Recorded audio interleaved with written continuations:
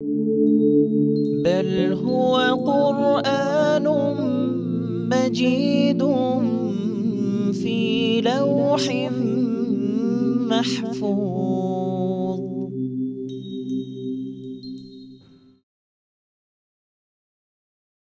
أعوذ بالله من الشيطان الرجيم. بسم الله الرحمن الرحيم.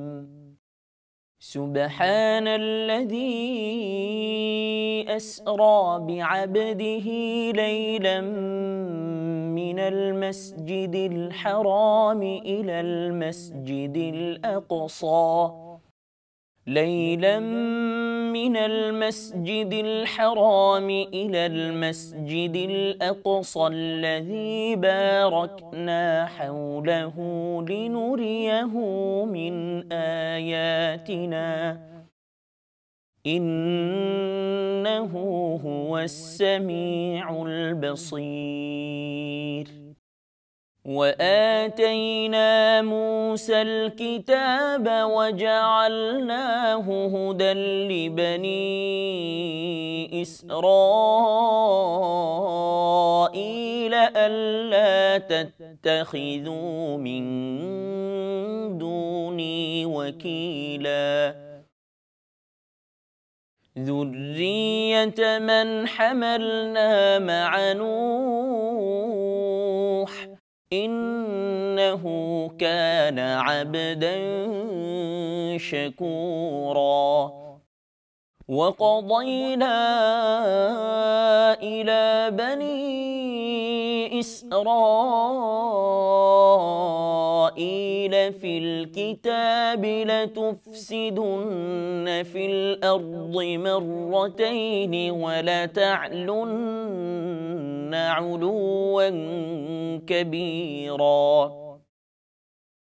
فإذا جاء وعد أولاهما بعثنا عليكم عبادا لنا أولي بأس شديد فجاسوا خلال الديار وكان وعدا مفعولا. ثم رددنا لكم الكرة عليهم وأمددناكم بأموال وبنين وجعلناكم أكثر نفيرا. إن أحسنتم أحسنتم لأنفسكم وإن أسأتم فلها. فإذا جاء وعد الآخرة ليسوءوا وجوهكم وليدخلوا المسجد كما دخلوه أول مرة وليتبروا ما علوا تتبيرا. عسى ربكم أن يرحمكم وإن عدتم عدنا وجعلنا جهنم للكافرين حصيرا. إن هذا القرآن يهدي للتي هي أقوم ويبشر المؤمنين الذين يعملون الصالحات أن لهم أجرا كبيرا وأن الذين لا يؤمنون بالآخرة أعتدنا لهم عذابا أليما. ويدعو الإنسان بالشر دعاءه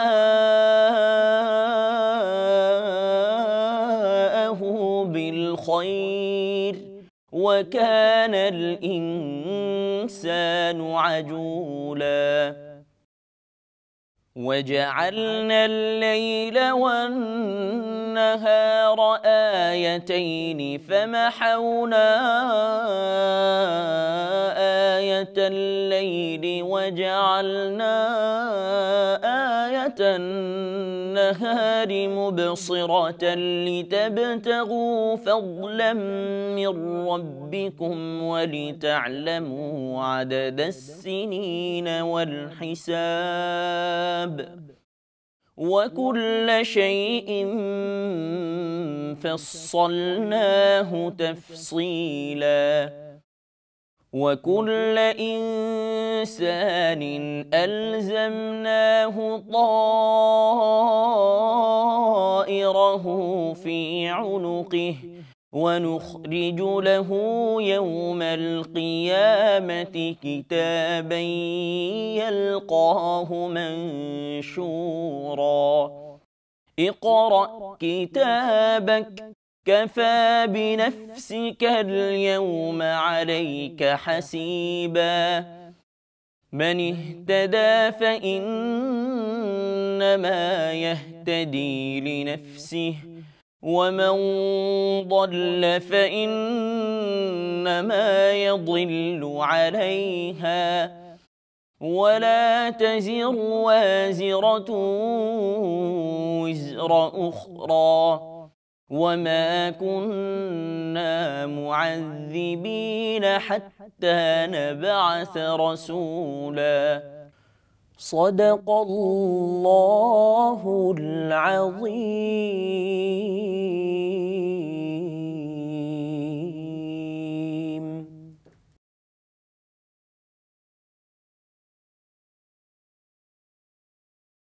দয়াময় পরম দয়ালু আল্লাহর নামে। পবিত্র ও মহিমাময় তিনি, যিনি তাহার বান্দাকে রজনীতে ভ্রমণ করাইয়াছিলেন আল মসজিদুল হারাম হইতে আল মসজিদুল আকসা পর্যন্ত, যাহার পরিবেশ আমি করিয়াছিলাম বরকতময়, তাহাকে আমার নিদর্শন দেখাইবার জন্য। তিনিই সর্বশ্রোতা, সর্বদ্রষ্টা। আমি মূসাকে কিতাব দিয়াছিলাম, উহাকে করিয়াছিলাম বনী ইসরায়েলের জন্য পথনির্দেশক। আমি আদেশ করিয়াছিলাম, তোমরা আমাকে ব্যতীত অপর কাহাকেও কর্মবিধায়ক রূপে গ্রহণ করিও না। হে তাহাদের বংশধর, যাহাদেরকে আমি নূহের সঙ্গে আরোহণ করাইয়াছিলাম, সে তো ছিল পরম কৃতজ্ঞ বান্দা। এবং আমি কিতাবে প্রত্যাদেশ দ্বারা বনী ইসরায়েলকে জানাইয়াছিলাম, নিশ্চয়ই তোমরা পৃথিবীতে দুইবার বিপর্যয় সৃষ্টি করিবে এবং তোমরা অতিশয় অহংকার স্ফীত হইবে। অতঃপর এই দুইয়ের প্রথমটির নির্ধারিত কাল যখন উপস্থিত হইল, তখন আমি তোমাদের বিরুদ্ধে প্রেরণ করিয়াছিলাম আমার বান্দাদেরকে। যুদ্ধে অতিশয় শক্তিশালী, উহারা ঘরে ঘরে প্রবেশ করিয়া সমস্ত ধ্বংস করিয়াছিল, আর প্রতিশ্রুতি কার্যকরী হইয়াই থাকে। অতঃপর আমি তোমাদেরকে পুনরায় উহাদের উপর প্রতিষ্ঠিত করিলাম, তোমাদেরকে ধন ও সন্তান সন্ততি দ্বারা সাহায্য করিলাম ও সংখ্যায় গরিষ্ঠ করিলাম। তোমরা সৎকর্ম করিলে সৎকর্ম নিজেদের জন্য করিবে, এবং মন্দ কর্ম করিলে তাহাও করিবে নিজেদের জন্য। অতঃপর পরবর্তী নির্ধারিত কাল উপস্থিত হইলে আমি আমার বান্দাদেরকে প্রেরণ করিলাম তোমাদের মুখমণ্ডল কালিমাচ্ছন্ন করিবার জন্য। প্রথমবার তাহারা যেভাবে মসজিদে প্রবেশ করিয়াছিল, পুনরায় সেইভাবেই উহাতে প্রবেশ করিবার জন্য, এবং তাহারা যাহা অধিকার করিয়াছিল তাহা সম্পূর্ণভাবে ধ্বংস করিবার জন্য। সম্ভবত তোমাদের প্রতিপালক তোমাদের প্রতি দয়া করিবেন, কিন্তু তোমরা যদি তোমাদের পূর্ব আচরণের পুনরাবৃত্তি করো, তবে আমিও পুনরাবৃত্তি করিব। জাহান্নামকে আমি করিয়াছি কাফিরদের জন্য কারাগার। নিশ্চয়ই এই কোরআন হিদায়াত করে সেই পথের দিকে যাহা সুদৃঢ় এবং সৎকর্মপরায়ণ মুমিনদেরকে সুসংবাদ দেয় যে তাহাদের জন্য রহিয়াছে মহাপুরস্কার, এবং যাহারা আখিরাতে ঈমান আনে না তাহাদের জন্য প্রস্তুত রাখিয়াছি মর্মন্তুদ শাস্তি। আর মানুষ অকল্যাণ কামনা করে যেইভাবে কল্যাণ কামনা করে। মানুষ তো অতিমাত্রায় ত্বরাপ্রিয়। আমি রাত্রি ও দিবসকে করিয়াছি দুইটি নিদর্শন, রাত্রির নিদর্শনকে অপসারিত করিয়াছি এবং দিবসের নিদর্শনকে আলোকপ্রদ করিয়াছি, যাহাতে তোমরা তোমাদের প্রতিপালকের অনুগ্রহ সন্ধান করিতে পারো এবং যাহাতে তোমরা বর্ষ সংখ্যা ও হিসাব জানিতে পারো। এবং আমি সব কিছু বিশদভাবে বর্ণনা করিয়াছি। প্রত্যেক মানুষের কর্ম আমি তাহার কৃপালগ্ন করিয়াছি এবং কিয়ামতের দিন আমি তাহার জন্য বাহির করিব এক কিতাব, যাহা সে পাইবে উন্মুক্ত। তুমি তোমার কিতাব পাঠ করো, আজ তুমি নিজেই তোমার হিসাব নিকাশের জন্য যথেষ্ট।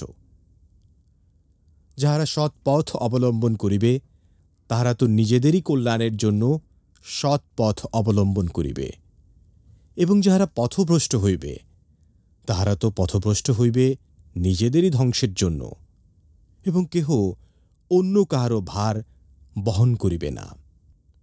আমি রাসূল না পাঠানো পর্যন্ত কাহাকেও শাস্তি দেই না।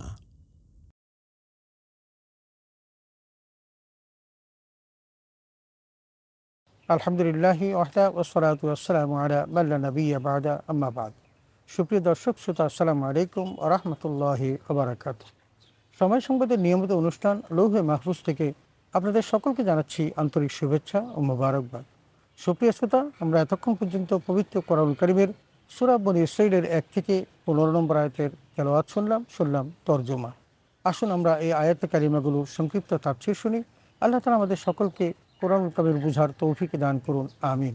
সুপ্রিয় শ্রোতা, আমরা আজ আলোচনা করব সূরা ইসরা সম্পর্কে। ইসরা শব্দের অর্থ হল রাত্রিকালীন ভ্রমণ। এই সূরাটি মক্কায় অবতীর্ণ এবং এতে 111টি আয়াত আছে এবং 12টি রুকু আছে। বিশেষ করে এই সূরাটি শুরুই করা হয়েছে রাসূল আকরাম সাল্লাল্লাহু আলাইহি ওয়াসাল্লামের মেরাজ সম্পর্কে আলোচনা করতে গিয়ে, এবং সেটা ছিল মক্কা মুআজ্জমা থেকে বাইতুল মুকাদ্দাস পর্যন্ত এই ভ্রমণের বৃত্তান্ত। আসুন আমরা বিস্তারিত আলোচনা শুনি। সুপ্রিয় শ্রোতা, সূরা বনী ইসরাঈলের অপর নাম সূরা ইসরা। ইসরা মানে রাত্রিকালীন ভ্রমণ। এই সূরাটি পবিত্র মক্কা মুআজ্জমায় অবতীর্ণ। এটা হলো ধারাবাহিক সূরার 17তম সূরা, যার মধ্যে 111টি আয়াত আছে এবং 12টি রুকু আছে। বিশেষ করে এই জায়গাতে আলোচনা হয়েছে রাসূল আকরাম সাল্লাল্লাহু আলাইহি ওয়াসাল্লামের মেরাজ সম্পর্কে তথা মক্কা থেকে বাইতুল মুকাররমের এই হিজরত রাত্রিকালীন ভ্রমণ সম্পর্কে। অতএব আসুন আমরা এই আয়াতে কারিমাগুলোর বিস্তারিত তাফসীর শুনি। আল্লাহ তাআলা 1 নম্বর আয়াতে বলেছেন, সুবহানাল্লাযী আসরা বিআবদিহি লাইলাম মিনাল মাসজিদিল হারাম ইলাল মাসজিদিল আকসাল্লাযী বারাকনা হাওলাহু লিনুরিয়াহু মিন আয়াতিনা ইন্নাহু হুয়াস সামিউল বাসীর। আল্লাহ বলছেন যে পবিত্র মহিমাময় তিনি, যিনি তার বান্দাকে রাতে ভ্রমণ করিয়েছিলেন মসজিদুল হারাম থেকে মসজিদুল আকসায়, যার পরিবেশ আমি করেছিলাম বরকতময়, এবং তাকে আমার নিদর্শন দেখানোর জন্য তিনি সর্বশ্রোতা সর্বদ্রষ্টা। সুপ্রিয় শ্রোতা, রাসূল আকরাম সাল্লাল্লাহু আলাইহি ওয়াসাল্লামের যে মেরাজ বা ইসরা যে সংগঠিত হয়েছিল সেটার দুটো পার্ট ছিল। একটা হলো রাত্রিকালীন ভ্রমণ, আরেকটা হলো ঊর্ধ্বগমন। এই দুটোর মধ্যে একটা হলো ইসরা আর একটা হলো মেরাজ। ইসরা সম্পর্কে বলতে গিয়ে আল্লাহ তাআলা কোরআন কারীমের এই জায়গাতে বলেছেন যে তার প্রিয় বান্দাকে আল্লাহ তাআলা এক রাতে মসজিদুল হারাম থেকে মসজিদে আকসায় ভ্রমণ করিয়েছেন, এবং যেই মসজিদে আকসার চতুর্দিকে বরকতময় ছিল, আল্লাহ তাআলা অসংখ্য নিদর্শনাবলী সেখানে ছিল। সেখানে গিয়ে তিনি 2 রাকাত নামাজ পড়েছিলেন এবং তার পিছনে সমস্ত নবীরা ইক্তেদা করেছিল। এই জন্য সেই রাতে আল্লাহ তাআলা আমার নবীকে সাইয়্যিদুল আম্বিয়া ওয়াল মুরসালিন বা ইমামুল আম্বিয়া ওয়াল মুরসালিন হিসাবে অভিহিত করেছেন, কারণ সেদিন সমস্ত নবীরা তার পিছনে নামাজ পড়েছিল এবং সেদিন ইমাম হয়েছিলেন মুহাম্মদুর রাসূলুল্লাহ সাল্লাল্লাহু আলাইহি ওয়াসাল্লাম। অতএব আল্লাহ সর্বশ্রোতা এবং সর্বদ্রষ্টা, তিনি সব কিছু দেখেন এবং সব কিছু শুনেন। মহান রব এই আলোচনার মধ্যে কি মাহাত্ম্য গুরুত্ব রেখেছেন এই সম্পর্কে মানুষ যতটুকু জানে তার চেয়ে বেশি জানেন আমার আল্লাহ তাআলা। সুপ্রিয় শ্রোতা, 2 নম্বর আয়াতে আল্লাহ তাআলা বলেন, ওয়া আতাইনা মূসাল কিতাবা ওয়া জাআলনাহু হুদাল লিবানি ইসরাঈল আল্লা তাত্তাখিযু মিন দুনি ওয়াকিলা। আল্লাহ বলছেন, আমি মূসাকে কিতাব দিয়েছিলাম এবং তাকে করেছিলাম বনী ইসরাঈলের জন্য পথ প্রদর্শক। তার মানে হযরত মূসা আলাইহিস সালামকে আল্লাহ তাআলা বনী ইসরাঈলের পথ প্রদর্শক হিসেবে তিনি তাদের কাছে পাঠিয়েছিলেন, এবং আমি আদেশ করেছিলাম তোমরা ব্যতীত আমি আবার কাউকেও কর্ম বিধায়ক রূপে গ্রহণ করো না। তার মানে সমস্ত কাজের অধিকর্তা হলেন মহান আল্লাহ তাআলা। মানুষ পৃথিবীর যত কাজেই করুক না কেন, এই কাজকে কর্মরূপে যিনি পরিগণিত করবেন, যিনি কাজে সম্পূর্ণতা দান করবেন, তিনি হলেন আল্লাহ তাআলা, এবং তার কাছেই কিন্তু এই কাজের পরিপূর্ণতার ভার দিতে হবে। কিন্তু আল্লাহ তাআলা বলেছিলেন মুসা আলাইহিস সালামকে যেন বনী ইসরাইলের লোকজন যেন অন্য কাউকে কর্মবিধায়ক রূপে গ্রহণ না করে, কিন্তু তারা সে কথার উপর শিস্তারকে তারা পারেনি। 3 নম্বর আয়াতে আল্লাহ তাআলা বলেন যুররিয়াতাম মান হামালনা মা নূহ ইন্নাহু কানা আবদান শাকুরা। বলছেন তোমরাই তো তাদের বংশধর যাদেরকে আমি নূহের সাথে নৌকায় আরোহণ করিয়েছিলাম, সে ছিল পরম কৃতজ্ঞ দাস। তিনি স্মরণ করিয়ে দিচ্ছেন যে নূহ আলাইহিস সালামের নৌকার মধ্যে যাদেরকে আরোহণ করিয়েছিল তারা তো তারাই, এবং তাদেরকে আল্লাহ তাআলা মহা অনুগ্রহ দান করেছিলেন। পৃথিবীর সমস্ত জমিন ডুবে গিয়েছিল, কিন্তু কিছু মানুষকে বাঁচিয়ে রেখেছিলেন। বলছেন যে সেই নূহ আলাইহিস সালামের নৌকার মধ্যে আমি তোমাদেরকে আরোহণ করিয়েছিলাম। অতএব তিনি যেরকম পরম কৃতজ্ঞ দাস ছিলেন, তোমরা তার মতো সেরূপ আচরণ যদি করো, তাহলে নূহ আলাইহিস সালামের সাথে যে আচরণ আমি করেছি ঠিক সেই আচরণ আমি তোমাদের সাথেও করব। 4 নম্বর আয়াতে আল্লাহ তাআলা বলেন ওয়াকাদাইনা ইলা বানি ইসরাঈল ফিল কিতাবি লা তুফসিদুন্না ফিল আরদি মাররাতাইন ওয়া লা তা'লুন্না উলুওয়ান কাবীরা। আল্লাহ বলছেন এবং আমি কিতাবে তৌরাতে প্রত্যাদেশ দ্বারা বানি ইসরাঈলকে জানিয়েছিলাম, নিশ্চয়ই তোমরা পৃথিবীতে দুবার বিপর্যয় সৃষ্টি করবে এবং তোমরা অতিশয় উদ্যত্তকারী। এটাও আল্লাহ বলছেন, কারণ তিনি ওই তৌরাতের মধ্যে জানিয়ে দিয়েছিলেন যে বনী ইসরাঈলরা 2 বার আল্লাহর সাথে উদ্যত্ত প্রকাশ করবে, এবং 2 বার যখন তারা উদ্যত্ত প্রকাশ করবে, তারা যদি সঠিকভাবে ফিরে আসতে না পারে তাহলে তারা কিন্তু নিশ্চিহ্ন হয়ে যাবে। এই জন্য আল্লাহ বলছেন যে তোমরা অতিশয় উদ্যত্তকারী, এই কথাটা স্মরণ করিয়ে দিয়েছেন। আমরা বনী ইসরাঈলদের কর্মকাণ্ডের মধ্যে সেই বিষয়গুলো দেখতে পাই যে তারা প্রায়শই আল্লাহর এই নির্দেশের বিরুদ্ধাচরণ করত এবং তারা নবীদেরকে হত্যা করত, বিশেষ করে নবীদের সাথে অন্যায় আচরণ করেছিল, যেটার বহিঃপ্রকাশ এই আয়াতের মধ্যে আল্লাহ তাআলা করে দিয়েছেন। 5 নম্বর আয়াত আল্লাহ তাআলা বলেন ফাইদা জাআ ওয়াদু উলাহুমা বা'আসনা আলাইকুম ইবাদান লানা উলি বা'সিন শাদীদিন ফাজাসু খিলালাদ দিয়ার ওয়া কানা ওয়াদাম মাফউলা। আল্লাহ বলছেন অতঃপর এই দুয়ের প্রথমটি নির্ধারিত কাল যখন উপস্থিত হলো, তখন আমি তোমাদের বিরুদ্ধে প্রেরণ করেছিলাম আমার দাসদেরকে, যুদ্ধে অতিশয় শক্তিশালী, তারা ঘরে ঘরে প্রবেশ করে সমস্ত কিছু ধ্বংস করেছিল, শাস্তির প্রতিজ্ঞা কার্যকরী হয়েই থাকে। তার মানে আল্লাহ তাআলা যে 2 বার পাঠাবেন বলেছেন, ঠিক তেমনি যখন প্রথমবার তাদের কাছে পাঠান তখন তারা তার বিরুদ্ধাচরণ করেছিল এবং তাদেরকে পাঠিয়েছিলেন যারা যুদ্ধে অতিশয় শক্তিশালী, এরকম একটা দলকে পাঠিয়েছিলেন যারা তাদেরকে পর্যুদস্ত করেছিল, এবং শাস্তির প্রতিজ্ঞা কার্যকরী যে হয়েই থাকে সেটা আল্লাহ সেদিন প্রদর্শন করেছিলেন।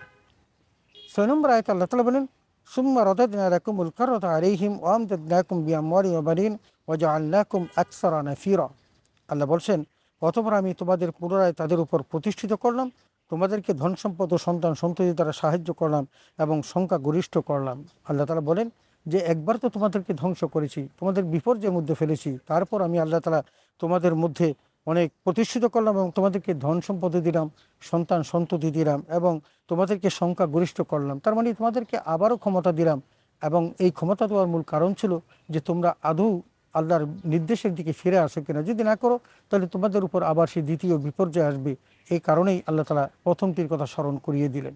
7 নম্বর আয়াতে আল্লাহ তাআলা বলেন ইন আহসানতুম আহসানতুম লিআনফুসিকুম ওয়া ইন আসাতুম ফালাহা ফাইযা জাআ ওয়াদুল আখিরা লিয়াসুউ উজুহাকুম ওয়া লিয়াদখুলুল মাসজিদা কামা দাখালুহু আউওয়ালা মাররাতিন ওয়া লিইউতাব্বিরু মা আলাউ তাতবীরা। আল্লাহ বলছেন তোমরা সৎ কাজ করলে তা নিজেদেরই জন্য করবে, আর যদি মন্দ কাজ করবে তাও তোমাদের নিজেদের জন্য। তারপর পরবর্তী নির্ধারিত সময় উপস্থিত আমি আমার দাসদেরকে প্রেরণ করলাম তোমাদের মুখমণ্ডল কালিমাচ্ছন্ন করার জন্য। প্রথমবার তারা যেখানে মসজিদে প্রবেশ করেছিল পুনরায় সেভাবেই তাতে প্রবেশ করার জন্য, এবং তারা যা অধিকার করেছিল তা সম্পূর্ণরূপে ধ্বংস করার জন্য। সুপ্রিয় শ্রোতা, আল্লাহ তাআলা আগেই জানিয়ে দিয়েছেন তারা যদি সঠিক পথে থাকে তাহলে আল্লাহ তাআলা তাদের প্রতি অনুকম্পা করবেন, কৃপা করবেন, আর যদি না করে তাহলে তাদের উপর আবারও তাদের উপর শাস্তি আসবে। এবং সেটাই বলছেন যে তারা যদি ভালো কাজ করে তাহলে তাদের নিজেদের জন্যই করবে, আর যদি মন্দ কাজ করে সেটার দায়ভারও কিন্তু তাদের উপরেই বর্তাবে। অতএব তারা পূর্ব নির্ধারিত সেই সময় যখন উপস্থিত হলো তখন আল্লাহ তাআলা তাদের কাছে আবার তার সেই দাসদেরকে, তার মানে ওই শক্তিশালী গোলামদেরকে পাঠালেন, এবং তারা তাদের মুখমণ্ডলকে কালিমাচ্ছন্ন করলো, এবং তারা যেভাবে মসজিদে প্রবেশ করেছিল পূর্বে ঠিক সেভাবে প্রবেশ করলো, এবং তারা যে অধিকার ছিল সেগুলো তাদেরকে অধিকার সম্পূর্ণরূপে ধ্বংস করার জন্য তারা তাদের উপর ঝাঁপিয়ে পড়েছিল। 8 নম্বর আয়াতে আল্লাহ তাআলা বলেন আশা রব্বুকুম আন ইয়ারহামাকুম ওয়া ইন উদতুম উদনা ওয়া জাআলনা জাহান্নামা লিল কাফিরিনা হাসিরা। আল্লাহ বলছেন সম্ভবত তোমাদের রব তোমাদের প্রতি দয়া করবেন, কিন্তু তোমরা যদি তোমাদের পূর্ব আচরণে পুনরাবৃত্তি করো তাহলে তিনিও তার আচরণে পুনরাবৃত্তি করবেন। জাহান্নামকে আমি করেছি সত্য প্রত্যাখ্যানকারীদের কারাগার রূপে। এই জন্য আল্লাহ স্মরণ করিয়ে দিচ্ছেন যে আমার ইচ্ছা যে তোমরা সঠিক পথে ফিরে আসবে, কিন্তু তোমরা যদি সঠিক পথে ফিরে না আসো, তোমরা যদি আগের সেই পুনরাবৃত্তি করো, তাহলে আল্লাহ তাআলা তোমাদের উপর সেই আচরণ করবেন যে আচরণ তিনি পূর্বে তোমাদের সাথে করেছিলেন। আর তোমরা জেনে রেখো যে জাহান্নাম যে আছে সেই জাহান্নামটা হলো ওই সত্য প্রত্যাখ্যানকারীদের জন্য, যারা তাজাউজ করেন এবং সীমা লঙ্ঘন করেন, তাদের জন্য একটা কারাগার হিসাবে আল্লাহ তাআলা এই জাহান্নামকে তৈরি করেছেন। 9 নম্বর আয়াতে আল্লাহ তাআলা বলেন, ইন্না হাযাল কুরআন ইয়াহদি লিল্লাতী হিয়া আকওয়াম ওয়া ইউবাশশিরুল মুমিনিনা আল্লাযীনা ইয়া'মালুনাস সালিহাতি আন্না লাহুম আজরান কাবীরা। আল্লাহ বলছেন, এই কোরআন সর্বশ্রেষ্ঠ পথ নির্দেশ করে এবং সৎকর্মপরায়ণ বিশ্বাসীদেরকে সুসংবাদ দেয় যে তাদের জন্য রয়েছে মহাপুরস্কার। কোরআনুল কারীমের বাণী সম্পর্কে, দাওয়াত সম্পর্কে, আহ্বান সম্পর্কে বলতে গিয়ে আল্লাহ বলেন, এই কোরআন সর্বশ্রেষ্ঠ পথ নির্দেশক। এই কোরআন মানুষকে সঠিক পথের দিশা দেয়। আল্লাহ তাআলা বলছেন, হুদাল লিন্নাস, এরা বিশ্ব মানবতার জন্য হেদায়েত গ্রন্থ, এবং এই হেদায়েত গ্রন্থের প্রতি যারা বিশ্বাস করবে তাদের জন্য পুরস্কার হিসেবে সুসংবাদ আছে যে আল্লাহ তাআলা তাদেরকে মহা পুরস্কার দিবেন, তাদেরকে জান্নাত দিবেন এবং অনাদি অনন্তকালের সুখের মধ্যে তাদেরকে রাখবেন যারা কোরআন অনুসারে জীবন গঠন করে। 10 নম্বর আয়াতে আল্লাহ তাআলা বলেন, ওয়ান্নাল্লাযীনা লা ইউমিনুনা বিল আখিরাতি আ'তাদনা লাহুম আযাবান আলীমা। পক্ষান্তরে আল্লাহ তাআলা পরকালীন জীবনের শাস্তি কাদের জন্য সেটা বলতে গিয়ে বলছেন, যারা পরকালে বিশ্বাস করে না তাদের জন্য আমি প্রস্তুত করে রেখেছি মর্মন্তদ শাস্তি। তার মানে যারা পরকালকে বিশ্বাস করে না, আল্লাহ তাআলা কোরআনুল কারীমের অসংখ্য জায়গাতে বিশেষ করে মক্কি সূরাগুলোতে পরকালের কথা বলেছেন। এই কারণে যে কারণ পরকাল জীবনটা দেখা যায় না, বোঝা যায় না এবং সেই সম্পর্কে অবগত হওয়া যায় না। কিন্তু পরকাল যদি কেউ বিশ্বাস করে তাহলে দুনিয়ার জীবনটা তার জন্য সুন্দর হয়, পরকালের জীবনটাও সুন্দর হয়। এই জন্য আল্লাহ বলছেন, যারা পরকালকে অবিশ্বাস করবে আল্লাহ তাদের জন্য মর্মন্তদ শাস্তির ব্যবস্থা রেখে দিয়েছেন, তারা অনাদি অনন্তকাল জাহান্নামের আগুনে পড়বে। 11 নম্বর আয়াতে আল্লাহ তাআলা বলেন, ওয়াইদউল ইনসানু বিশ-শাররি দুআআহু বিল খায়রি ওয়া কানাল ইনসানু আজুলা। আল্লাহ বলছেন যে মানুষ যেভাবে কল্যাণ কামনা করে সেভাবেই অকল্যাণ কামনা করে। মানুষের স্বভাবটাই এরকম, মানুষ যেমন কল্যাণ কামনা করে ঠিক তেমনি অকল্যাণও কামনা করে। আর সে এটা বুঝে না যে অকল্যাণ কামনা করলে আল্লাহ তাআলা তাকে অকল্যাণের পথেই দিকে নির্দেশিত করবেন এবং তার দ্বারা খারাপ কাজ করাবেন, কারণ এই খারাপ কাজ তাকে অনুপ্রাণিত করে শয়তান দ্বারা। অতএব শয়তানের পথে যেন আমরা না চলি। এবং বলছেন, মানুষ তো তার মনে যা আসে চিন্তা না করে তার আশা অনুরূপ কাজ করে। তার মানে তার মনে যা আসে তাই সে করে, কিন্তু এর চিন্তা করে না এই কাজটার পরিণতি কী হতে পারে। অতএব তাকে যে আল্লাহ বিবেক দিয়েছেন সেই জন্য তার বিবেক অনুসারে ভালো এবং মন্দ তাফাররুকাত করে তার জীবনটাকে অতিবাহিত করে এবং ভালো পথে চলে, অন্যায় পথ থেকে নিজেকে বিরত রাখে। 12 নম্বর আয়াতে আল্লাহ তাআলা বলেন, ওয়াজআলনা আল-লাইলা ওয়ান-নাহারা আয়াতাইন ফামাহাউনা আয়াতাল লাইলি ওয়াজআলনা আয়াতান নাহার মুবসিরাতান লিতাবতাগু ফাদলাম মির রাব্বিকুম ওয়া লিতা'লামু আদাদাস সিনিনা ওয়াল হিসাব ওয়া কুল্লা শাইইন ফাসসালনাহু তাফসীলা। আল্লাহ তাআলা রাত এবং দিনকে দুটি নিদর্শন হিসেবে আমাদের সামনে উপস্থাপন করেছেন। রাতকে করেছে নিরালোক এবং দিবসকে করেছেন আলোকময়। তার মানে রাত আধারে সেয়ে যায় আর দিন আলোক আভায় উদ্ভাসিত হয়। দিনের আলো ফোটার সাথে সাথে মানুষ তার কর্মজীবনে ফিরে যায়, আর যখন রাত হতে থাকে তখন সে কর্মজীবন থেকে ঘরে আসে এবং নিদ্রায় নিমগ্ন হয়। বলছেন যে যাতে তোমরা তোমাদের রবের অনুগ্রহ সন্ধান করতে পারো। আল্লাহ দিনকে দেন এই কারণে যাতে মানুষ তার জীবিকা অর্জন করতে পারে, তার অধীনস্থ লোকজনের জন্য তিনি খাদ্যের ব্যবস্থা করতে পারে। এবং আল্লাহ তাআলা বলছেন, ওয়ালিতা'লামু আদাদাস সিনিনা ওয়াল হিসাব, যে বলছেন যে এবং যাতে তোমরা বর্ষ সংখ্যা হিসাব স্থির করতে পারো। এই জন্য দিন এবং রাত আল্লাহ দিয়েছেন, কারণ রাত যদি থাকতো আর দিন না থাকতো তাহলে মানুষ দিন রাত্রির পার্থক্য করতে পারতেন না এবং কোন দিন কোন মাস কোন ক্ষণ এটা তিনি বুঝতে পারতেন না। এই জন্য আল্লাহর বড় নিয়ামত যে আল্লাহ তাআলা নিদর্শন হিসেবে আমাদেরকে দিন এবং রাত দিয়েছেন। এবং আল্লাহ বলেন, আমি সব কিছু বিশদভাবে বর্ণনা করেছি যাতে করে তোমরা সঠিক পথ অনুসরণ করে চলতে পারো। 13 নম্বর আয়াতে আল্লাহ তাআলা বলেন, ওয়াকুল্লা ইনসানিন আলজামনাহু তায়রাহু ফি উনুকিহি ওয়া নুখরিজু লাহু ইয়াওমাল কিয়ামাতি কিতাবান ইয়ালকাহু মানশুরা। আল্লাহ বলছেন যে প্রত্যেক মানুষের কৃতকর্ম আমি তার গ্রীবালগ্ন করেছি। তার মানে তার প্রত্যেকটা মানুষের কৃপালগ্ন তার ওই ঘাড়ের কাছেই আল্লাহ তাআলা নির্ধারণ করে রেখে দিয়েছেন, এবং কিয়ামত দিবসে আমি তার জন্য বের করব এক কিতাব যা সে পাবে উন্মুক্ত। তার মানে আল্লাহ তাআলা আমাদের এই দুই কাঁধের মধ্যে দুইজন ফেরেশতাকে রেখে দিয়েছেন, কিরামান কাতিবিন ইয়ালামুনা মা তাফআলুন, যারা দুজন সম্মানিত ফেরেশতা যা কিছু করে মানুষ সব কিছু তারা লিখে রাখেন এবং সংরক্ষণ করেন। এবং আল্লাহ বলছেন যে কিয়ামতের দিবসে আমি তাদের এগুলো বের করে আনবো এবং তাদের সামনে উপস্থাপন করব সেই কিতাব এবং তার সামনে দিয়ে বলবো ইকরা কিতাবাক কাফা বিনাফসিকা আল-ইয়াওমা আলাইকা হাসিবা। বান্দা তুমি আজ পড়ো তোমার সেই কিতাব, তোমার সেই আমলনামা, তুমি আজকে হিসাব দেওয়ার জন্য যথেষ্ট, তোমার কারো সহযোগিতার প্রয়োজন হবে না। অতএব আল্লাহ আগেই আমাদের জানিয়ে দিয়েছেন যে আমাদের গ্রীবা দেশের কাছেই আল্লাহ তাআলা আমাদের কৃতকর্ম লেখার জন্য কি করেছেন, দুজন ফেরেশতাকে নিয়োজিত করে রেখে দিয়েছেন। 14 নম্বর আয়াতে আল্লাহ তাআলা বলেন ইকরা কিতাবাক কাফা বিনাফসিকা আল-ইয়াওমা আলাইকা হাসিবা।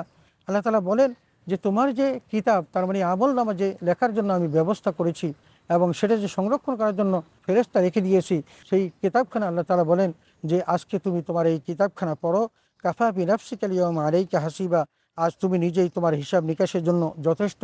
আজ তোমাকে কারো সহযোগিতা নিতে হবে না, তোমার ব্যারিস্টার লাগবে না, উকিল লাগবে না, কোনো অ্যাকাউন্টেন্ট লাগবে না। আজকে তুমি নিজেই পড়তে পারবা, বুঝতে পারবা এবং আজকে হিসাব দেওয়ার জন্য তুমি যথেষ্ট হিসাবে উপস্থিত থাকবা। 15 নম্বর আয়াতে আল্লাহ তাআলা বলেন মান ইহতাদা ফাইন্নামা ইয়াহতাদি লিনাফসি ওয়া মান দাল্লা ফাইন্নামা ইয়াদুল্লু আলাইহা ওয়া লা তাজিরু ওয়াজিরাতুন ওয়িজরা উখরা ওয়া মা কুন্না মুআযযাবিনা হাত্তা নাবআসা রাসূলা। আল্লাহ তাআলা বলছেন যে যারা সৎপথ অবলম্বন করে তারা তো নিজেদের মঙ্গলের জন্যই করে। আসলেই তো যারা সৎপথ অবলম্বন করে সেই কল্যাণের অংশীদার তারা নিজেরাই হয়। ভালো কাজ করলে তার জন্য জান্নাত, কিন্তু যারা মন্দ কাজ করে তাদের জন্য আল্লাহ জাহান্নাম রেখে দিয়েছেন। অতএব আল্লাহ বলছেন যারা পথভ্রষ্ট হবে তারা তো পথভ্রষ্ট হবে নিজেদের ধ্বংসের জন্য। তার মানে আল্লাহ তাআলা দুটো রাস্তা সিরাতুল মুস্তাকিম সিরাতুল শায়াতিন আমাদের সামনে দিয়ে আমাদের বিবেক দিয়েছেন, যাতে করে আমরা বিবেককে পর্যালোচনা করে আমরা সঠিক পথটা অনুসন্ধান করতে পারি। আল্লাহ বলছেন ওয়ালা তাজিরু ওয়াজিরাতুন ওয়িজরা উখরা, বলছেন একের অপরাধের জন্য আল্লাহ অন্যকে শাস্তি দিবেন না।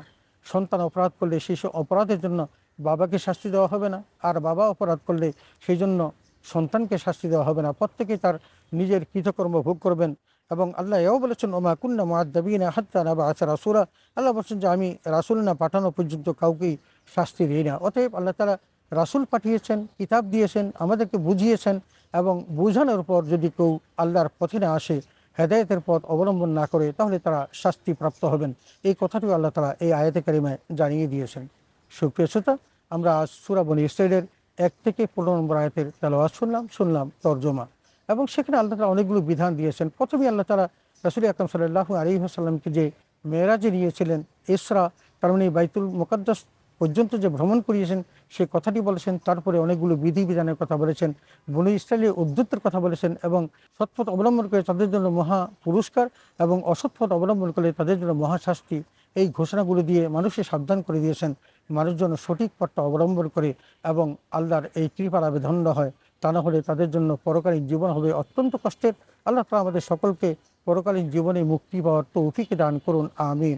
ওয়া আখির দাওয়ানা আনিল হামদুলিল্লাহি রাব্বিল আলামিন। আসসালামু আলাইকুম ওয়া রাহমাতুল্লাহি ওয়া বারাকাতুহু।